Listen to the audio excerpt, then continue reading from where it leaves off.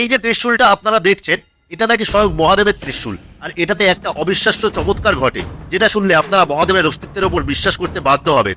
এবং এই চমৎকার কিভাবে হচ্ছে সেটা আজ পর্যন্ত কেউই বুঝতে পারেনি।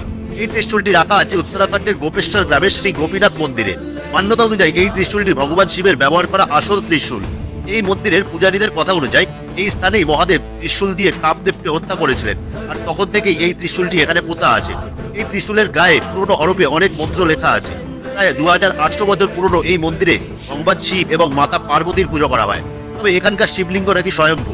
যেই অদ্ভুত ঘটনা এখানে ঘটে সেটা হলো, আপনারা যদি গায়ের জোরে এই ত্রিশূলটিকে ধাক্কা মারেন তাহলে এটা একটুও নড়বে না।